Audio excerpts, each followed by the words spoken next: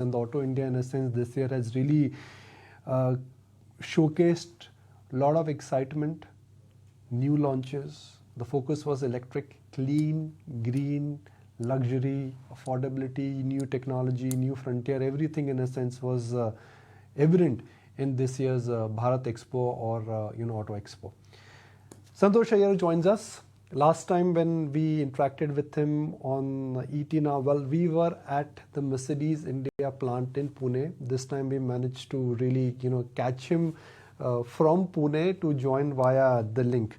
So Santosh, good morning. Thank you for joining us. I'll start with a very basic question. The auto sector in India is projected to grow in the range of about 5 to 7%, looking at the estimates and looking at the cuts you look at. Will the luxury car market in 2025 grow at a run rate which will be much higher than the average industry growth rate, or the growth for luxury car market this year could be in and around the average growth rate? I think it's a very pertinent question.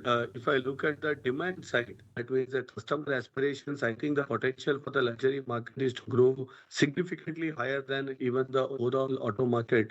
Because even in last year, overall luxury sales grew by 7-8% compared to the 4-5% of the total PV market. So technically, the penetration of luxury to total car sales have gone up from 1.1 to 1.2% on a positive side. Having said that, it's a luxury is a sentiment-driven purchases, and right now with the geopolitical impacts that India may or may not be able to wait and see. Also, the dollar to the rupee was not the best story, but the euro is quite stable. That keeps the pricing stable. And any change in pricing, because if the euro becomes stronger, then that will also have an impact on demand. So these couple of topics keeps us a bit awake at night to say that whether this growth momentum continues at the same pace or it will just match the auto industry growth.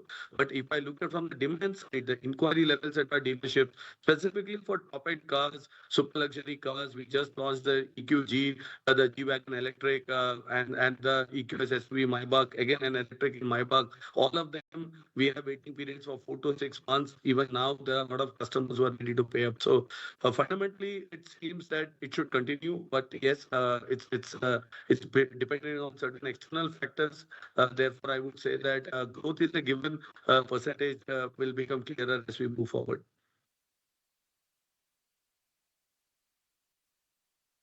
Okay. When I spoke to you last time, which was just before Diwali, and your view was that 2024 will be a dream year for Mercedes India, and you've done much better than the average. Can I say that 2025 will be a good year for Mercedes India, but it may not be a dream year? We are targeting to be another best ever year for sure.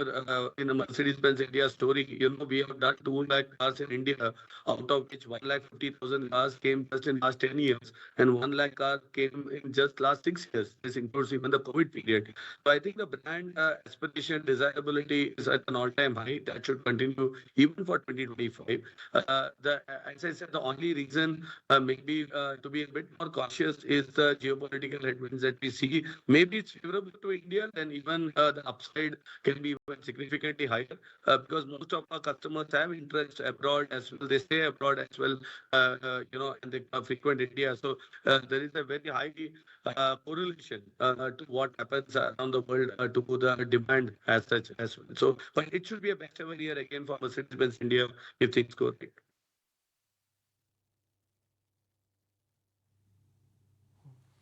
The luxury car market is growing, but discounts are also getting fatter.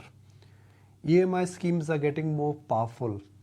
Suddenly, from long queues, it is now the buyer who's deciding when they want to buy, which vehicle they want to buy, at what price they want to buy. Do you think high discounts in the luxury car market are back? Are they here to stay?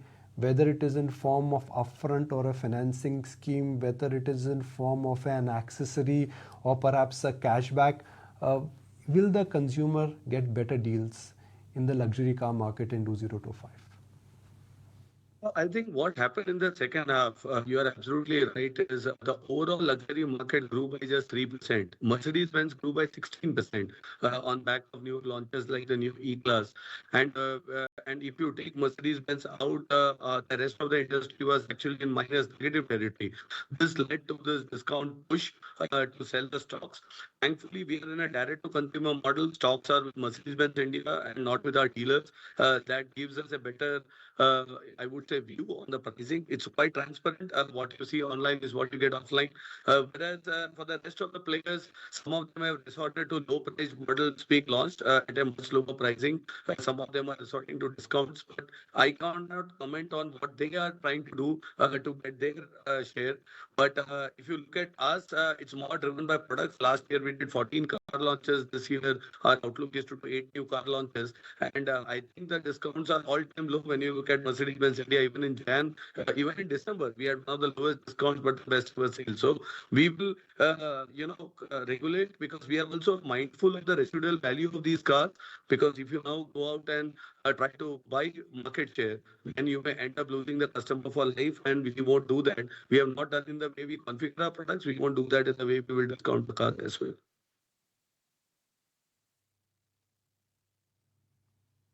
Okay. Auto Expo, what did you launch this time? The focus was EV. How important is EV for Mercedes India? Is it a good to have business or it's a business which could change the needle?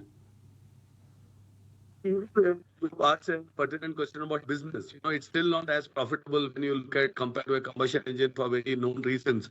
But I think it's not an option. There is no luxury without sustainability. We were the first to localize EVs. Now we have two EVs localized. To give you some numbers, we grew by 94% last year. The share of EV in our portfolio used to be 2 to 3%. Also, when you visited, it was 3 to 4%. Now it's 6% of the portfolio is EV, largest share. And this, if you compare it with the mass market, which is around 2%. So the commitment is there, the products are there. Even in Auto Expo, we showed the CLA concept. Next 4 months, this concept car will be a reality worldwide. It will also make its way to India at some point of time.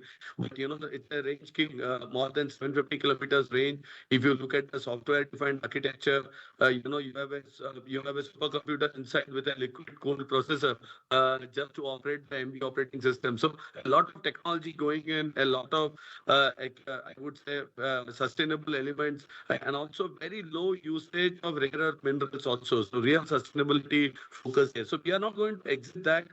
Surely the consumer has to decide finally the rate of acceptance, but we will continue to increase our portfolio, but mostly focused on the top end of the spectrum.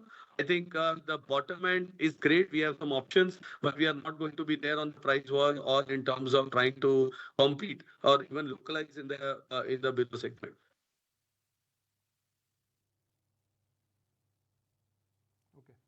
Uh, a weak rupee, how detrimental is for companies or global companies which in a sense are looking at selling cars in India? Because I'm sure there would be a component which would get affected not for Mercedes India but for every global luxury car manufacturer in India, because they'll have to pay royalties back. There would be some components which would be imported. How does the weak rupee translate into margin pressure for a luxury car company? Can you explain that?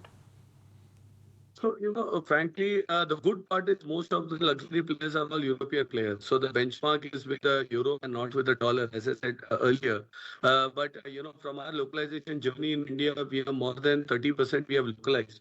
Only 5% of our sales are CBUs, which are fully imported cars. So for there, it's a direct correlation that any change in the rupee to euro equation, the price will go up significantly to the same proportion because they're imports. The G-Wagons, the S-Class, Maybach, some of the top-end cars, customized cars are all they form that 5% portfolio.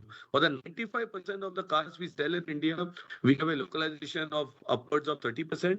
So that way we de-risk to some extent rupee to euro, but still in the range of 70% is still certain components which get imported, and that has a direct impact on the margins or on the price.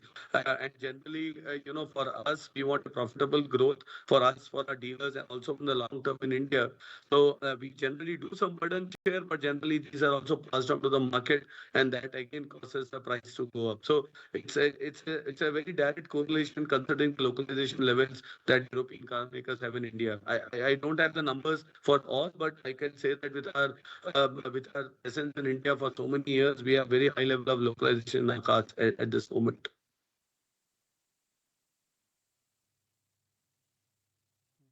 So if I have to wrap it up with perhaps a comment and perhaps a thought from you, can I say that 2025 is not off to a great start for luxury car makers, but you expect that sooner than later the trend will pick up and it could be a year of slow start and a strong finish for luxury car makers? Will that be a correct interpretation of what you are perhaps trying to indicate?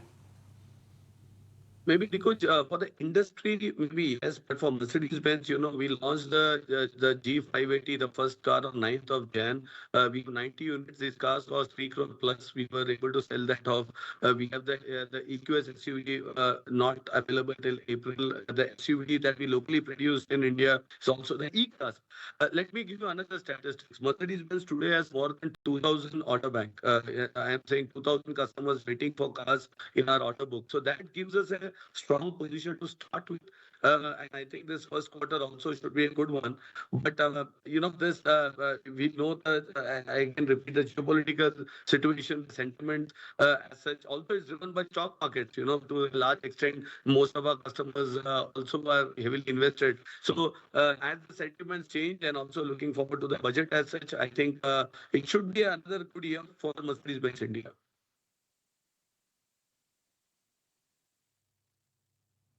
And how can we forget that luxury cars are not selling because SIPs are happening? But if markets come down, then SIPs will not happen. And could that come back to Mercedes car India sales, Santosh? That's a fundamental thing about saving versus consumption. And do you want to save, first earn and then consume, or do you want to start consuming without doing? I think a balanced approach, I always later on again said, is the most ideal. And for economy to grow, consumption is as important as savings, because you need the demand to drive for everything. So I think it's both are symbiotic in some sense, but. The first statement, it's also a sentiment-driven purchase. As the capital markets do very good, sentiments are very positive. The car sales, especially luxury car sales, generally have a direct correlation to sentiments as well.